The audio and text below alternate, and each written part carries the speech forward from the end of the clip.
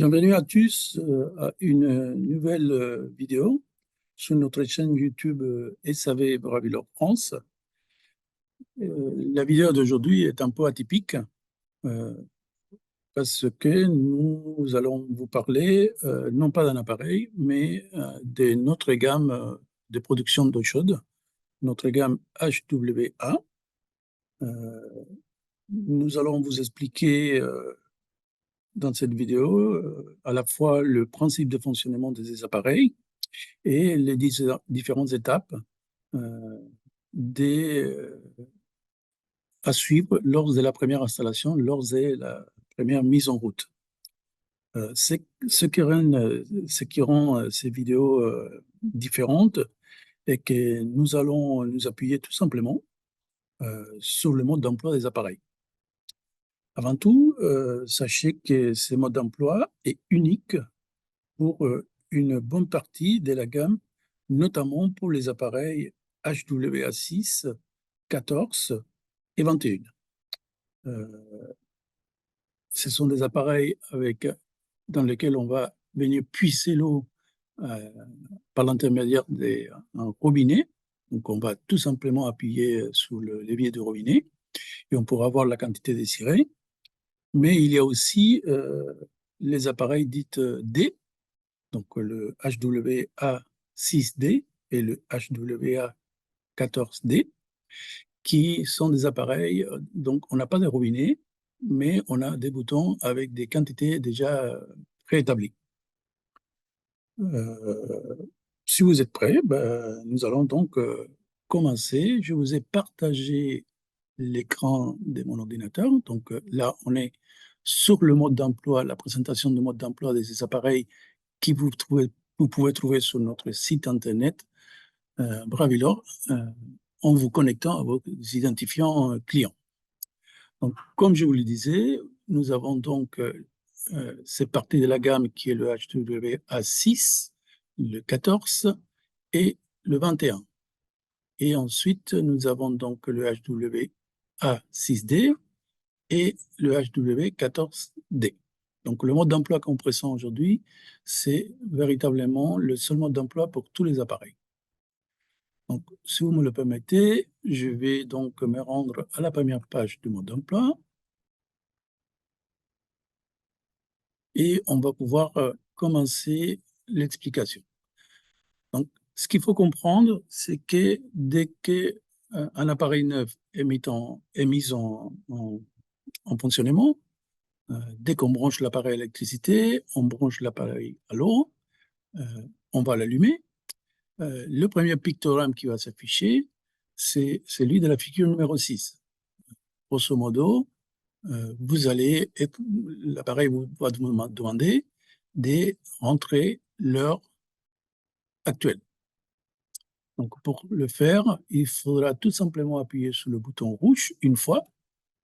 Et ensuite, comme l'indique la figure 7, on va pouvoir aller chercher l'heure qui nous intéresse. Une fois qu'on a la bonne heure, il suffit d'appuyer encore une fois sur le bouton rouge, ça sera validé. Et à ce moment-là, on passe à la figure numéro 8 dans laquelle la machine nous demande de mettre les minutes. Toujours sur le même principe, on utilise les flèches pour changer et le bouton de milieu pour valider. Une fois qu'on a mis l'heure, l'appareil directement va se mettre sur l'écran ici numéro 9. Donc, vous avez des chiffres qui vont de 1 à 7. Ce ne sont ni plus ni moins que les jours de la semaine. Donc, nous allons tout simplement dire à l'appareil, nous allons choisir le jour auquel on est, en fonction de la semaine. Donc, ça sera lundi, mardi, mercredi, etc. Et nous allons donc pouvoir le valider. Et vous verrez que le 6 et le 7 ont un petit trait pour signaler que ce sont les jours du week-end qu'en théorie, on pourrait ne pas utiliser l'appareil. Donc, une fois validé, vous allez donc passer à la prochaine étape dans laquelle la machine va vous demander tout simplement dans quelle unité de mesure elle va fonctionner. Est-ce que ça va être en litres, millilitres ou est-ce que ça va être en gallons américains? Et donc, en France, on utilise tout simplement la première et il suffira tout simplement de valider. Mais si on a besoin, on peut changer toujours avec les flèches de droite et de gauche.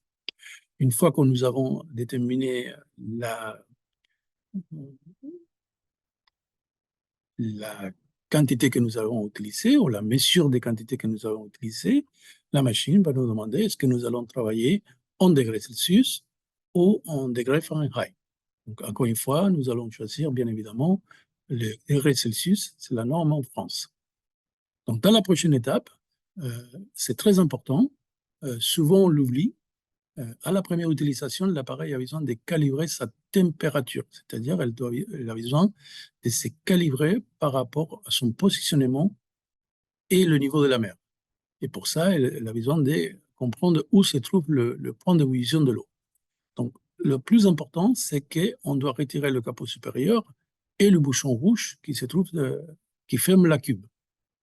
À partir de là, l'appareil vous affichera ce que vous voyez ici à la 14, à la figure 14, et il suffira tout simplement de valider le bouton rouge et tout de suite, la machine, elle va vous afficher la température. Alors, la température ne va pas s'afficher tout de suite. La machine va commencer à remplir et là, on rentre un petit peu dans le principe de fonctionnement de l'appareil. Comme tout appareil production eau chaude, le remplissage et la chauffe va se faire par palier. Ça veut dire quoi? Ça veut dire que dans ces cubes-là, de ces appareils, vous avez 4 sondes de niveau et l'appareil va remplir dans un premier temps jusqu'à la première sonde et ensuite elle va monter en température. Ensuite, elle va monter à la deuxième sonde, elle va monter en température et ensuite à la troisième sonde, elle va monter en température. À chaque fois, l'appareil montera jusqu'à 95 degrés de température et elle va s'arrêter à la troisième sonde. Elle n'ira pas jusqu'à la quatrième sonde parce que la quatrième sonde est la sonde de surveillance des débordements. Donc, si jamais l'eau venait à toucher cette sonde-là, l'appareil mettra un code d'erreur et il arrêtera de produire. Tous ces processus-là, de remplissage et de chauffage de l'eau, va durer entre 15 et 20 minutes, sachant que le HWA6 comporte 6 litres dans sa cube, le 14 litres et le 21 litres. Donc, c'est tout simplement la taille de la cuve qui change. Le débit de l'électrone reste le même, 2 litres par minute. Donc, du coup, le temps des chauffe et le temps de remplissage va être un petit peu plus long pour les appareils avec plus de capacité. Donc, comme vous le voyez dans la figure 16, il va être tout à fait normal que l'appareil va bien bouillir et qu'il y aura même de la fumée qui va se dégager. N'ayez aucune crainte, c'est tout à fait, ça fait tout à fait partie du processus. Donc, une fois que la machine aura calibré la température, elle va piper et nous aurons juste à appuyer sur le bouton Enter, le bouton rond de milieu, pour finaliser le processus. Et voilà votre machine qui est déjà en capacité de fonctionner. À partir de là, on va pouvoir donc fermer l'appareil par le bouchon rouge et par le capot supérieur et on peut déjà s'en servir de la machine directement. Donc, dans le cas d'un appareil à bouton, on va pouvoir tout simplement choisir la première tasse, la tasse la plus petite, ou la deuxième tasse, comme on le désire. La machine, bien évidemment, la première chose qu'elle va vous demander, c'est la calibration. C'est-à-dire qu'elle a besoin de savoir, elle a besoin de comprendre si elle est en train de donner la bonne quantité. Et pour ça, elle va vous demander de mettre un gobelet d'une contenance de 500 millilitres. Donc, à ce moment-là, il faudra avoir un bon pichet bien gradué, bien homologué. Et on va appuyer et rester appuyé sur le bouton. C'est pour ça que vous avez la petite flèche ici. Et il faudra s'arrêter exactement à la quantité de 500 millilitres. À partir de là, on enlève son doigt et on peut donc mesurer si la quantité qui nous a été donnée est la bonne ou pas. Et si jamais la quantité est inférieure ou supérieure, on peut tout simplement le modifier avec les flèches et pouvoir rentrer ces données à la machine. Bon, pour l'avoir fait plusieurs fois, les appareils sont très bien calibrés en sortie de notre usine. Donc, je pense que de ces côtés-là, vous n'aurez pas trop de problèmes. Ensuite, il y a plusieurs indications et plusieurs menus euh, que vous allez devoir paramétrer. On va commencer par vous expliquer tout simplement que la température de ces appareils, elle peut être réglée euh, dans une plage horaire entre 82 degrés et 97 degrés. Et tous les appareils neufs sortis de notre usine sont d'office calibrés à 95 degrés. Donc, c'est une température de consigne qu'on peut régler entre 82 et 97 degrés. Ensuite, vous pouvez également régler la contenance que vous voulez allouer à chaque bouton. Par exemple, ici, vous voyez, il s'agit de la tasse, on va dire, la plus petite, et vous avez la possibilité de la mettre à 0, et dans ces cas-là, la touche sera inactive. Ensuite, vous pouvez la régler entre 100 millilitres et 2000 millilitres, 2 litres. Et sachez que d'office, par défaut, la machine elle sera calibrée à 150 millilitres, ce qui correspond à une grande tasse de thé. Une fois que vous avez déterminé la quantité que vous souhaitez, vous avez ici dans la figure B la possibilité d'activer ou désactiver la fonction eau en permanence. C'est-à-dire que je peux à la fois appuyer sur le bouton une fois, et dans ces cas-là, j'aurai 150 millilitres, mais je peux également rester appuyé et avoir de l'eau en permanence tant que je reste appuyé sur ces boutons. C'est une option qui peut être validée ou invalidée. Ensuite, on fera exactement la même chose avec ici la deuxième touche qui d'office sera réglée sur 250 millilitres, mais qui comporte les mêmes valeurs minimales et maximales. Et encore une fois, sous cette touche-là, on va pouvoir ici soit habiliter la fonction qu'on appelle communément le free flow en anglais, donc l'eau en continu, ou pas. Là, j'ai la représentation de mon mode éco pas activé. Donc la croix que vous voyez ici, ça signifie que quel que soit le mode que vous choisissez, s'il y a une croix, ça veut dire que ce n'est pas activé. Ensuite, vous voyez ici que vous avez donc le mode éco manuel, c'est-à-dire que à 18 heures, quand je quitte l'entreprise, j'appuie pendant 3 secondes sur le petit bouton avec l'arbre et la machine va tout simplement se mettre pendant tout ce lapsus de temps en économie d'énergie. Et la première personne arrivant le matin pourra sortir du mode économie tout simplement avec un simple appui sur le bouton. Donc, dans cette, disons, troisième mode économique d'énergie de l'appareil, le mode convenience ou mode confort, je vais pouvoir paramétrer jour par jour une heure à laquelle la machine rentrera en mode éco et l'heure à laquelle je souhaite que la machine puisse sortir de mode éco. Il y a une particularité sur cette mode, c'est que je peux également paramétrer un lapsus de temps avant que la machine se mette en mode éco. Qu'est-ce que ça veut dire? Je ferai comprendre à l'appareil qu'il va se mettre en mode éco à 18 heures, mais que, disons, quelques 15 minutes avant, c'est dans tous les cas ce qui est paramétré d'office, la machine va commencer à économiser de l'énergie. Elle va pas remplir sa chaudière, mais elle va quand même maintenir la température, de façon à que je puisse utiliser l'appareil malgré tout. Et à 18 heures, c'est-à-dire 15 minutes après, eh ben, tout simplement, la machine ne remplira pas, mais n'échauffera pas non plus.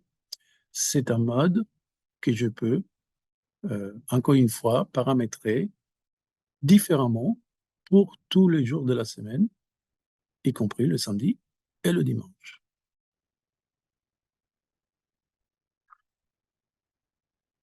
Bon, maintenant, je vais vous parler du dernier mode économique, hein, économie d'énergie, euh, qui est ce qu'on appelle le EcoSmart ou éco-intelligent. Euh, Ça pourrait paraître compliqué et pourtant, ça ne l'est pas du tout.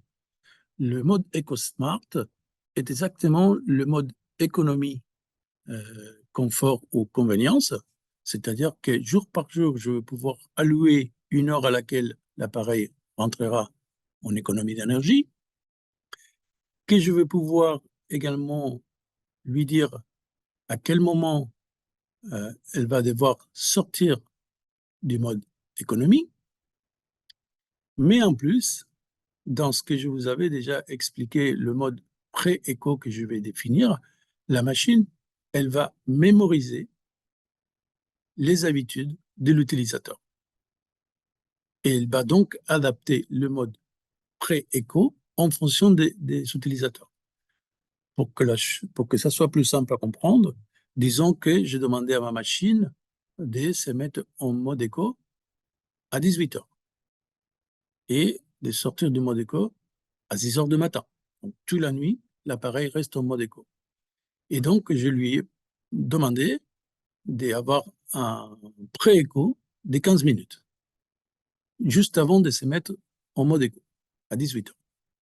Et bien, tout simplement, si dans ce lapsus de temps avant 18 heures, les utilisateurs n'utilisent pas l'appareil, ben la machine, elle va élargir son, euh, son mode pré-écho.